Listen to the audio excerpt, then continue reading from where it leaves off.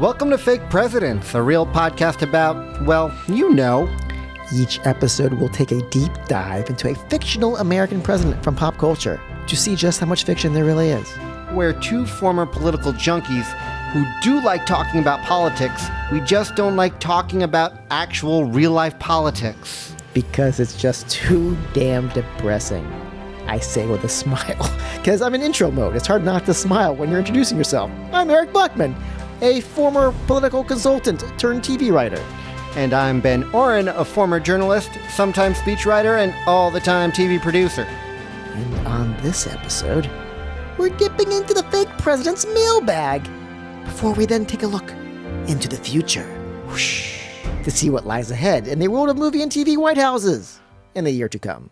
That's our intro. I mean, what more is there to say? Good. Yeah, that really set everything up. I'm excited to see what, when we bring in the two other guys who play us, what they're going to do with it. We're just the stand-ins. Yeah. the vocal stand-ins. You think like the pro-scripted podcasts that actually like bring like the real actors and actresses, they actually have like audio stand-ins? I mean, I think maybe now with the advent of AI that maybe everybody we hear on NPR, because they all kind of sound alike, they could just be AI. Yeah. They have like an AI name generator.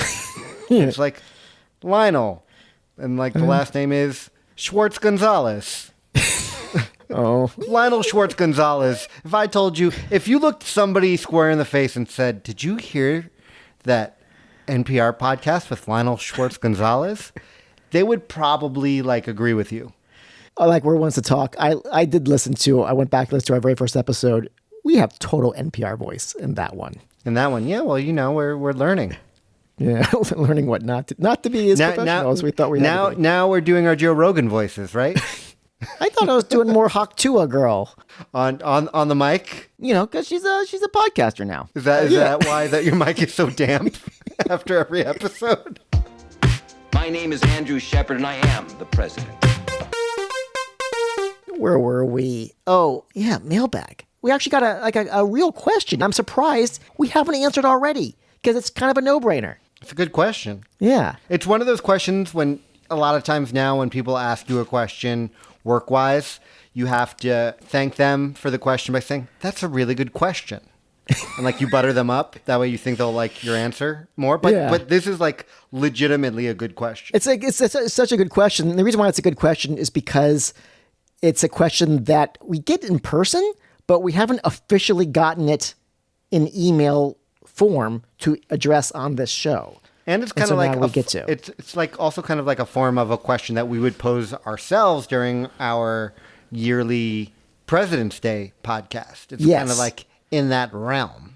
It's in that realm. It skirts right up against our more speculative episodes where we speculate what might happen in movies and TV shows. Except here, we get to basically say whatever we want. Because, well, should we tell them what the question is, Ben? Let's do it. Okay. Are you going to do like I thought we were going to have like our voice actor come in to ask the question. Or should I just act like I'm ripping open an envelope like Johnny Carson? Nobody's going to believe that you're 32 if you do a Johnny Carson reference, Eric. The question is from I'm going to say an unnamed anonymous writer. They didn't sign the email. I could guess their name based on the email address. Well, you don't need to give the email address. No, but I'm saying I may guess the person's name was Matt. I mean, look, nowadays that could be their full name. I mean, if Elon Musk names his child Xlangagabugaja, then yeah, why would we think that a human's name now couldn't be Matt at yahoo.com? Like that could be somebody's real name nowadays. And the question is, who is an actor that hasn't played the president yet that you think would make for a great fake president? Ben, great you got an answer? I had lots of... You know what? I had an answer immediately. I hope it's not the one I thought of immediately. Well, no, because then we really couldn't have a discussion about it because the person I thought I was like, Samuel L. Jackson. I want to see Samuel L. Jackson as a president. But you know what? I'm going to send this off to my fact-checking department. Yeah. To see whether this is true or not, whether he's played the president or not, because he's been in so many freaking movies. He has been. Can I do an insta fact check? Yeah. Click, click, clickety clack. Yeah, he played the president in 2014's Big Game. Yeah, it's a foreign film. It's a foreign film? Okay. We've talked about this years ago, I'm sure. I don't know if we ever actually talked. I don't know if we talked about on mic, but Big Game, Sam. I like how you Jackson. said on mic. That way, let everybody knows that our friendship extends. It's not just the 45 minutes every month. Okay, so Big Game 2014. The film, it is produced by EuropaCorp, and it's a Finnish movie. Not like it was finished. It's from Finland. It's actually the most expensive film ever produced in Finland. It's a budget of about $10 million, which is a lot. Plus five reindeer carcasses. I don't know what else today. Here's what's interesting about it. Sam Jackson plays the president in a movie in which Air Force One is shot down by terrorists, leaving William Allen Moore, the president of the United States, stranded in the wilderness of Finland. In the forest on a hunting mission to prove his maturity to his kinsfolk, a 13-year-old boy named Askari plans to track down a deer only to discover an escape pod that holds more. And together they have to finish off all the terrorists who are still hunting the president to kill them. Yeah. It also stars, in addition to some of Finland's finest actors and actresses, it stars Ted Levine, Felicity Huffman, Jim Broadbent, Victor Garber, Ray Stevenson. It premiered at the 2014 Toronto International Film Festival. We might need to put this on our list. It's on the list. It's definitely on the list. Yeah. So, assuming he's now taken, did you have a backup choice? I had a couple. You know what? I looked at it in terms of all the different kinds of movies that there are. There are people who I would want to see in a comedy. There's people I'd want to see in a drama. You know, it's hard just to pick one. So I picked 3. Oh, okay. No, is that? I think that's fair. It's fair. I only picked one, so you're already. Well, I mean, technically, you picked 4. Sam Jackson's one. I picked 4. I picked 4, and then I did my research, and then I did research on each one of these. Maybe not. You're usually more in the know about this, so you might be like, well. So first off, if I'm going to see a movie that has a fake president, that has a bit of an edge, that's a bit of a social satire, you know, I want a president that might be a really harder parody of a president that we've seen before. Mm-hmm. The man that I think that could pull it off is a naked bongo playing Matthew McConaughey. All right. I think Matthew McConaughey would be a very entertaining fake president. Interesting. It would put a smile on my face. I could see him in a movie that would be along the lines of an Idiocracy. Look, he said he might run for president one day. I thought governor of Texas. Wasn't that what he was flirting with? He flirts with Look, when you have that kind of magnetism, Yeah. you're just not flirting with running for governor. You're gonna flirt with president. You're gonna flirt with probably like city council person. Yeah. You're gonna flirt with PTA president. Okay. Right. That's good. Yeah. At this point in his career, I don't see him going into like spoof zone, Idiocracy zone, but I can totally see him playing a president in a more serious take on the subject. He's not my serious president. He's not. The serious president, who could also, it would be a drama. It could be a thriller. He's a larger Jewish man of Ukrainian descent. He's thrown punches throughout L.A. as a fixer. A little big man named Liev Schreiber. You got a job for me? Tell me what it is. He's got the gravitas. Get the voice? He's got the voice. Yeah. If he needs to get down and dirty, he's got the guns. I can see that. I think he would be a wonderful fake president. I like that pick. I feel like there's something a little dated about him. Like I can see him playing the president in like a 1930s period piece, but a fake president, like not like FDR, but just like playing. That would really change. Would this be a world where World War II would still be happening? Because that would change a lot if Liev Schreiber was playing the president of the United States in the late 30s. He's got a voice for radio addresses, which, or the first podcasting president, the first president of the podcast. Yeah. And then I was thinking about a president for just a comedy. Okay. For perhaps a romantic comedy. Oh. And I think the actor who could pull it off is somebody who has been making me laugh hard for 20 years. ever since this actor caught my eye in a movie called Step Brothers. This actor has made me giggle. And there's a magic about this actor. This actor named Catherine Hahn. Oh, your life is gross. My life is amazing. Oh, okay. Little curveball. A little curveball there. I'm like John C. Will Ferrell. But can't be Ferrell because I know he was on SNL first and Ben would have heard of him there. John C. It seems weird that he wasn't on Ben's radar until that movie, but I guess it's possible. And then when I say magic, now that I think about it, in Ricky Bobby, the name that he wanted for his number 2, the Magic Man. I could be the Magic Man.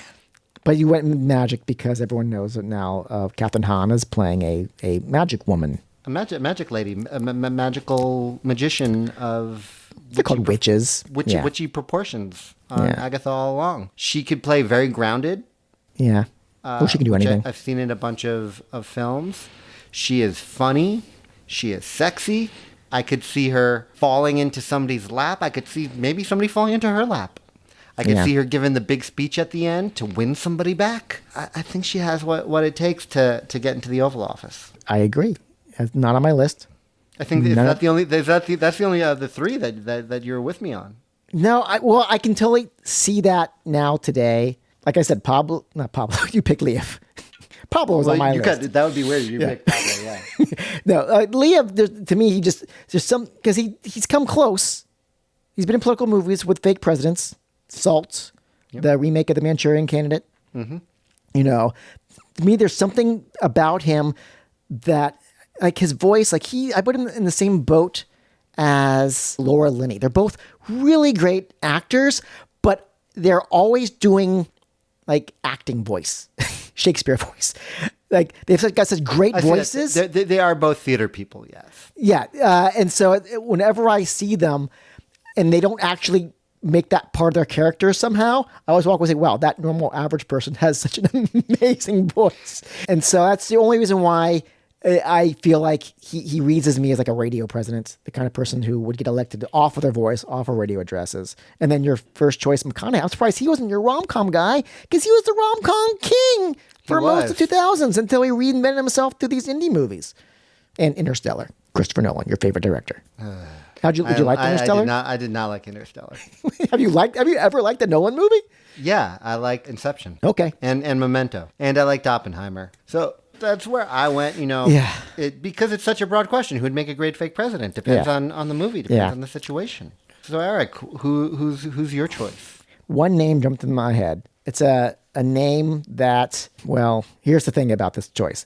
I can't think of any other person I would ever answer. It's my first pick, first round draft fake president. You have to cast this guy. I'm shocked he hasn't done it yet. That said, if he actually appeared in a movie as a fake president from this point on, I'd probably rip that movie to shreds. Ooh. And that is Mr. Big himself, Tom Hanks. You thought I was going not Chris Noth. I thought you were going with Chris Noth for a second. I was like, okay. I can do my misleads too. Yes, and that was on the spot. I didn't know I had to do a mislead for that one. Tom Hanks. And the reason being, I think we can all agree all the reasons why he'd be a good president. But in the end, it's impossible to view Tom Hanks as an actor, even when he's playing a despicable character, which hasn't really happened. But even when he does, without his character being on some level congenial, on some level super relatable, super everyman. And the problem is I have a hard time believing that in any movie set in the real world, we'd ever again elect anybody who has any level of congeniality. Maybe I'm just jaded or whatnot, but I definitely feel like you can still get good presidents, but I feel like you need to have a little slickness to it. That's why I could totally see McConaughey. I guess the question is, what would be the movie where Tom Hanks would be the president that would be appealing in any way? I'm trying to think with Tom Hanks right now. Is there a movie where I would replace the president, the actor who played him, with Tom Hanks and would still work? And I think there's two. I think there's two. Okay. I think American President, he would have been able to pull that off. If we're going back to the 90s, I think he's got several. Yes. I think several also. I mean, I think he also probably could have done a better President Stanton than John Travolta in Primary Colors. Primary Colors. But also, I think he might have been a little young at the time. Dave. He would have been able to do Dave. Maybe not Air Force One. Fun to see him try. Tom Hanks throwing a punch. But he played soldiers. That's just it. He's played soldiers. You know, he's played teachers. He's played soldiers. He's played astronauts. He's played American teachers. Heroes at He's every played level. teachers. He's played teachers who were soldiers. Yes, yeah. That one scene in the movie that maybe some people say shouldn't have existed. That his character worked better without that monologue, which was still a good monologue. It was great. Worked for me. And so, if he were in a movie, I'd want him to be playing the role of the kind of president who's not the lead, but is imparting wisdom upon the lead. He could be an ex-president. That's okay. Yes. So it's a movie set present day, but he's playing an ex-president, supplanting one of the more recent ones, but we won't be specific on which one. So we can buy that at one point, America was won over by the folksy congeniality of an everyman. He could still be the Bill Clinton kind of president. Well, that's just, I don't think he'd be a Clinton-esque president. Like, in a weird way, here's why I don't think Primary Colors works. Because he did play that character in a little movie called, what's it called? Whatchamacallit? Mike Nichols? Whatchamacallit's War? No. Charlie Wilson's War? Yeah. Clickety, clackety, clickety. Bonfire of the Vanities. He was playing that slick, I forget what the lawyer, investment banker, whatever he was. Like, he was cheating on his wife. He was basically playing a politician, even if he wasn't a politician. Well, in Charlie Wilson's War, he played the slick politician. Yeah, I mean, it was an Aaron Sorkin scripted movie too. Yeah, with Mike Nichols. Mike Nichols' last movie. It's a great movie, by the way. I watched it recently. I saw it in theaters. Yeah, I watched it recently. It holds up really well. He's great. Julia Roberts is great, and Philip Seymour Hoffman is phenomenal. And could you see Charlie Wilson, if portrayed by Tom Hanks, getting elected president? Or the reason why that movie worked is because you bought that Tom Hanks was embodying this congressperson who was kind of in over their head. I could buy him being a dirtbag. He was a good dirtbag. He was a charming dirtbag. You know, he was driven. He's driven, but it works. I do think he has it in him. Now, the really good thing about meeting the President of the United States is the food. Any questions you have, you want us to tackle, that came to us via email, fakepresidents@gmail.com. It's easy to remember. Easy to type. So, yeah, send us some, we will consider it. And something. Consider it. I like hedging. I like the hedge. We're not going to answer any question, guys. Like, make sure it's a good one, like Matt sent us. But just any fucking idea that you have, write it down. Don't hit send yet. Think about it. If you were to, like, say it to another human being, what they would say back to you. Get off my plane. From Threads, we got our first suggestion for a movie to cover. Okay. And so I wanted to run it by you because I'm not sold on it yet. I think you're higher on the movie than I am. I'll run it by you. Whereas, like, for most times, you just fucking tell me how it's going to be.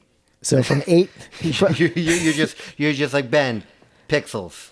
Watch it, motherfucker. I'm like, okay, Eric, I'll do it. Just don't stop waving your hands at me like that. It's scary. Hey, Ben, 4 words. XXX, State of the Union. That's more than 4 words, but whatever. Okay. So from Aiden Comedy on Threads, he writes, loving the pod, guys. Please do The Contender. Little known gem from the late 90s. Jeff Bridges as President Jackson Evans.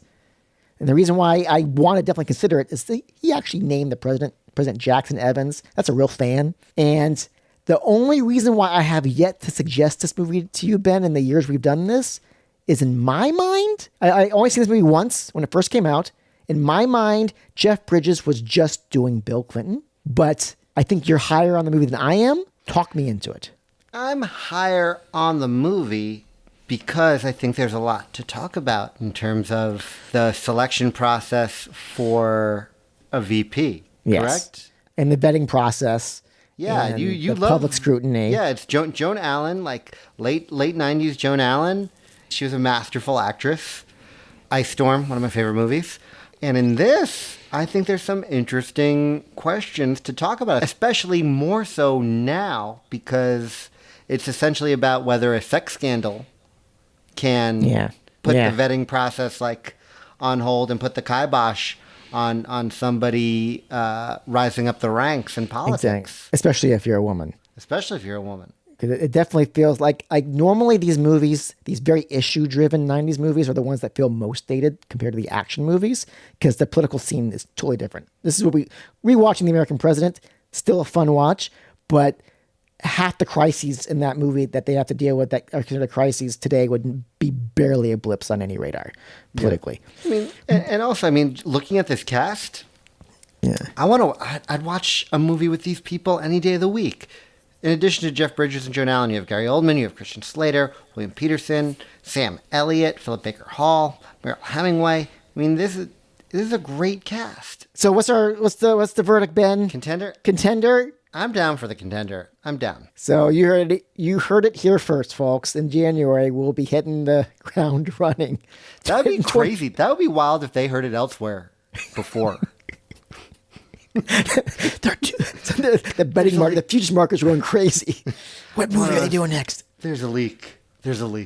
So yeah, Contender, January 2025. Where is it streaming? I'm looking up right now to make sure it's streaming any place. But before we promise it.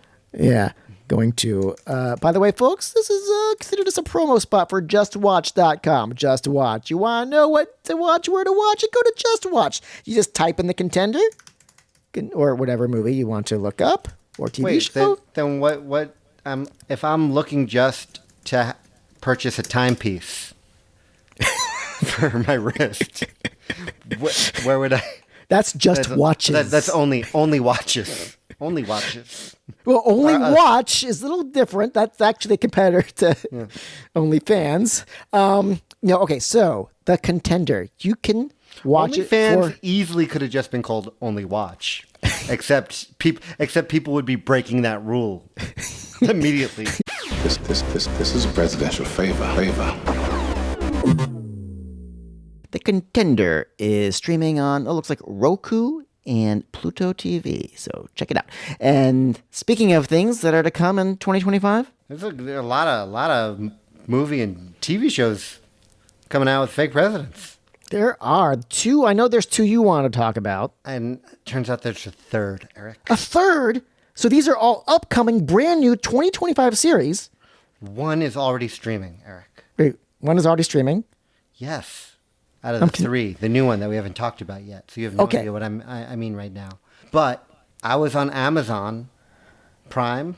I was on Prime, which is owned by Amazon. I always forget what they want to be called. And I've worked on their TV shows before. I don't even know what to say sometimes when people are like, what streaming service? It's Amazon Prime. I think it's called Prime Video. But sometimes they prefer Prime Video. I like to call it APV. APP? APV. You down with APP? APV. You down with APV? Yeah, you know me. That's the commercial. That's how everybody would know. I got my APV. You get, Eric, you get all of their stars to be in a video. Where you're done with APV, and then you go to JB Smoove, who's the host of Buy It Now. Yeah, you know me. Done with APV. Then you go to Rachel Branahan. Yeah, you know me. You go to the robots from that video game show. Yeah, you know me. Oh, they missed out. Anyway, there's a new series that's a continuation, I guess, of the Cruel Intentions universe. There's a fake president in the Cruel Intentions TV series? Prestige streamer? There is a daughter of a vice president. Oh, fuck that. Which means, who knows? We could see a president. I'm not doing no... What do you even call that? Second daughter? We don't know. Until we know. I'm sure it's one of those things where they're like, we need to bring in this virginal daughter of a VP to kiss and do threesomes with. I don't know. Maybe that's what's going to happen. Maybe it causes a scandal. Maybe you'll even see the president on a TV screen. I don't know yet because I haven't watched it. Okay, I'm just saying that there's the possibility of a president. Okay, here's the thing, folks. Clearly, Ben's wife has an issue with him watching Cruel Intentions related subject matter on TV all by himself, alone at night. And so Ben needs to have a pretext to watch this series. So he's not just watching it for the thrills. Well, it's funny because the first one was just like a good movie. And then did you ever see the second one? Well, the second one was weird. It's supposed to be like a TV pilot that they inserted like actual nudity into. Yeah, I saw the pilot. I had a friend doing something in PR at the time, and they knew that I loved the original movie, and they gave me the pilot to watch. It was called Manchester Prep, and then it wasn't picked up. And then I saw that there was a movie, Cruel Intentions 2, and I was like, that's weird that they cast some of the same people from that in. I watched it. I was like, oh no, it's the pilot, and then they just put in nude scenes. Yeah. Like, the main character like walked into a shower, and they're just like two girls in the shower. Wait, was this one of those things where it was Manchester Prep supposed to be its own thing? Once they realized that it wasn't going on TV and they're doing the European worldwide release, they just attached the Cruel Intentions title to it, despite it not being intended to be an actual sequel to Cruel Intentions? It was within the universe, so they didn't want to call the TV series Cruel Intentions. Got it. Because it was focused on the school that they all went to. That's just cruel. It was their intention. Interesting. Okay, but let's just talk about the real freaking fake presidents coming in 2025. Yes, let's go for it. Which one? Yeah. Who do you want to start with? Let's start with from Shondaland, The Residents. Yes. And the reason why I want to talk about it is we've known this is coming for a while. We've known that it was based on a book called The Residents, which is just an oral history of servants working in the White House, in actual real White Houses. But yet the TV series is a completely fictional storyline about a murder mystery. A comedic murder mystery. Yeah, that's just it. It's a comedic murder mystery which clearly they, are going with the book for some level of verisimilitude. But I mean, you got like a killer cast of comedians. Mm-hmm. Randall Park. Love him. Uzo Aduba is playing like the lead investigator who's brought in to like suss out what's going on when somebody dies at like a state dinner. Yeah, but the president is not played by a big name. Oh, yeah, you got like Giancarlo Esposito. You have Kylie Minogue, Jane Curtin. I would love to see.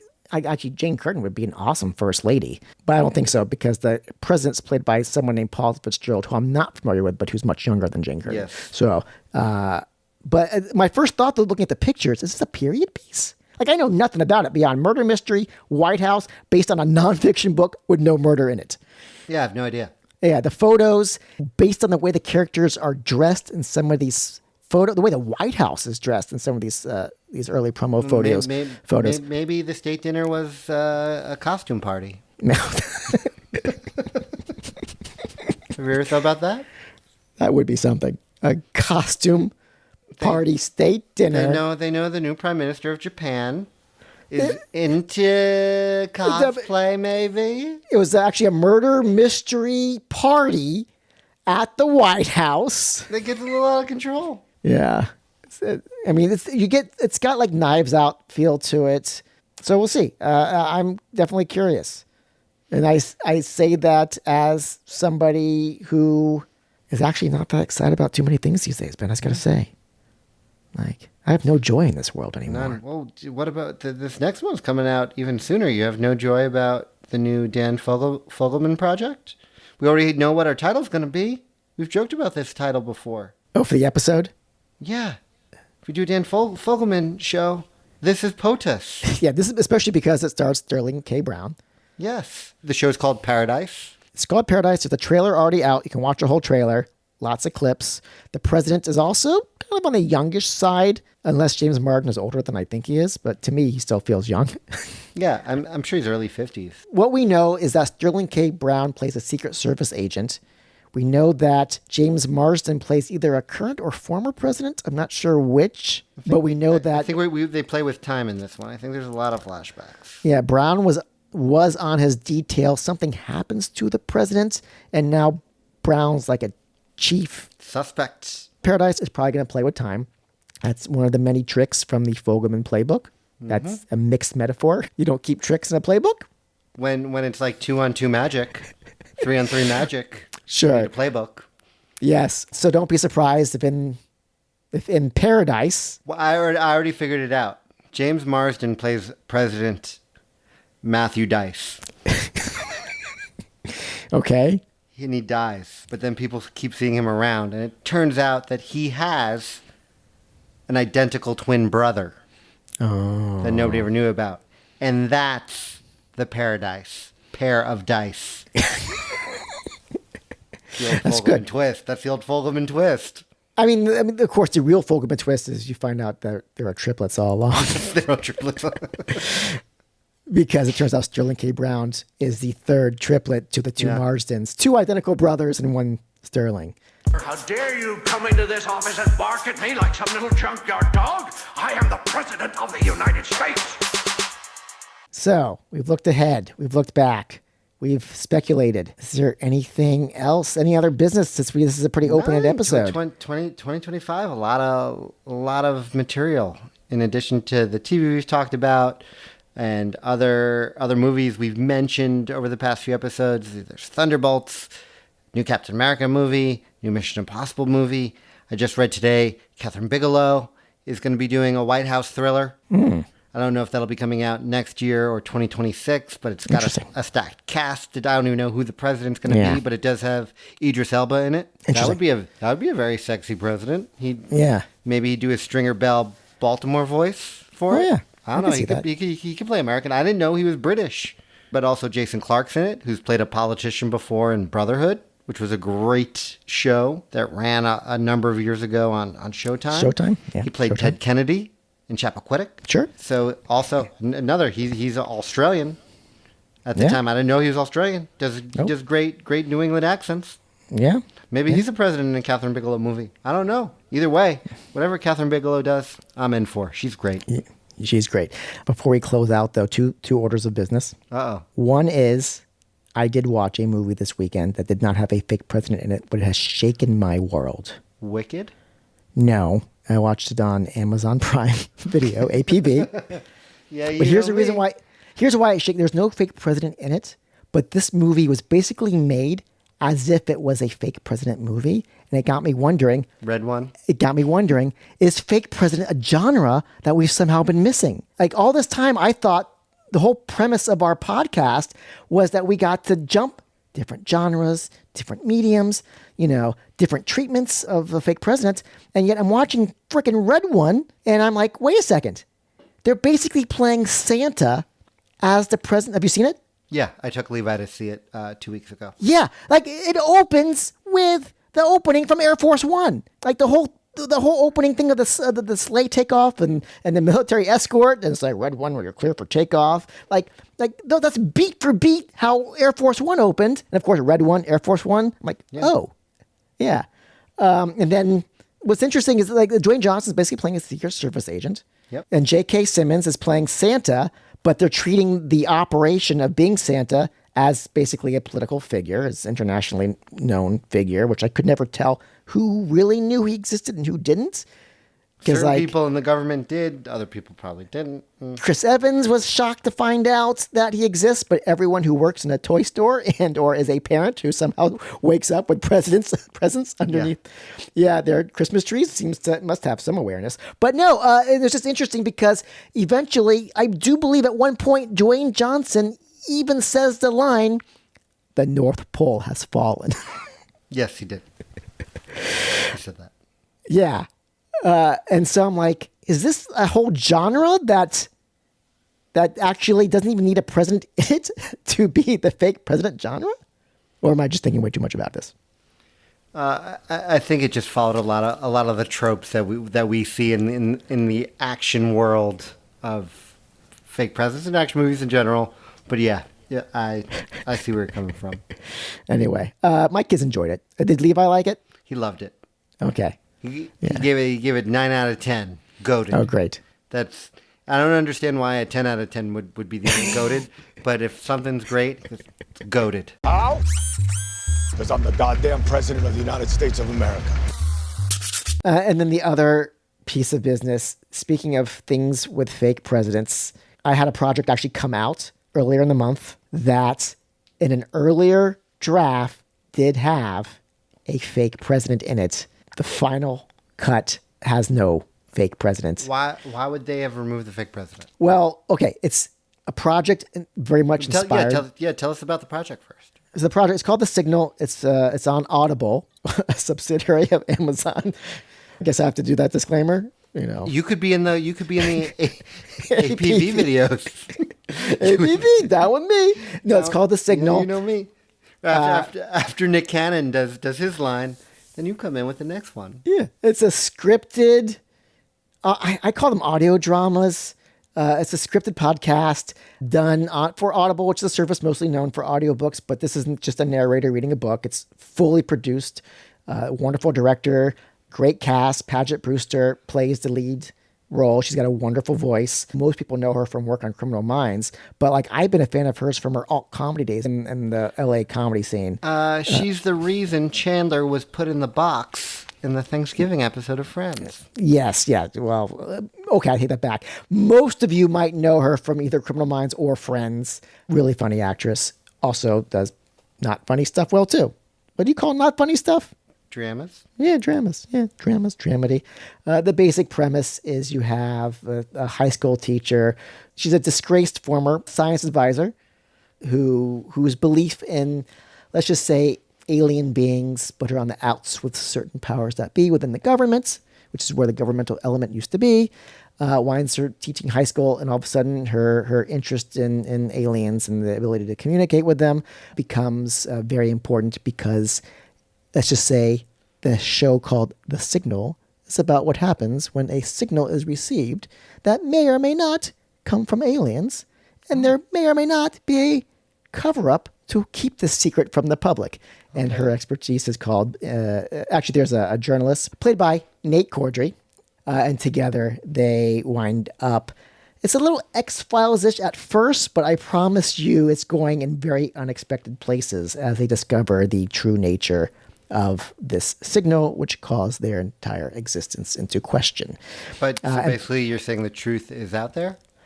The truth is out there, and it's not what you'd expect. And because of the contact undertones, because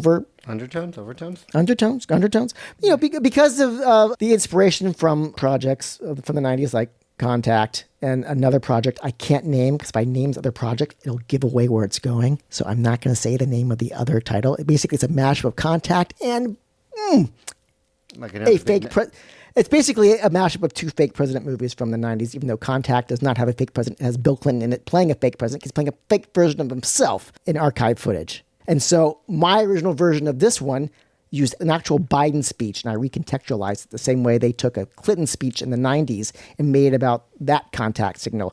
I had a draft where I found an actual speech given by Biden where if you just change the intro to it, could very well be about him talking also about a similarly mysterious deep space signal that could possibly be a sign of life out there, and our first official confirmation of it. But as the story changed, that went away. But that said, the mystery is still there. I'm in. Check it out. I'm just saying, check it out. This has been Fake Presidents. This has been Fake Presidents. It's been Ben Warren, yeah. And this has been Eric Buckman. This was a fun episode. It was. Email us, fakepresidents@gmail.com. Find us on Threads, Blue Sky. All that good stuff.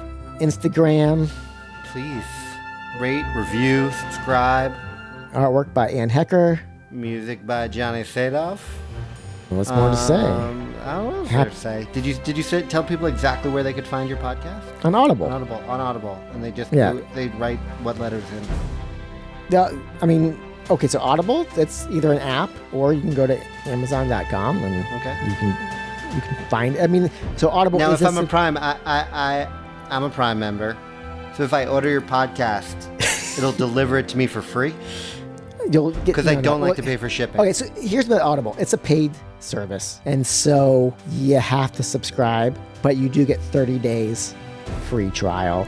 And so 30 days is long enough to listen to the 240 minutes that make up The Signal. If you get if you get to do a second season, Eric, is it The Signal 2 or do you go with Signals? I think you pluralize the signal.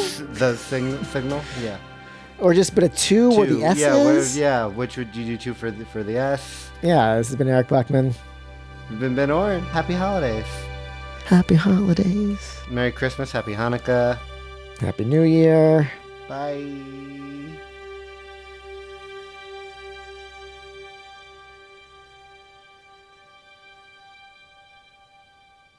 So yeah, I Tom Hanks is my first overall number 1 choice. To be fair, he was in a movie where they said, "Run, Forrest, run."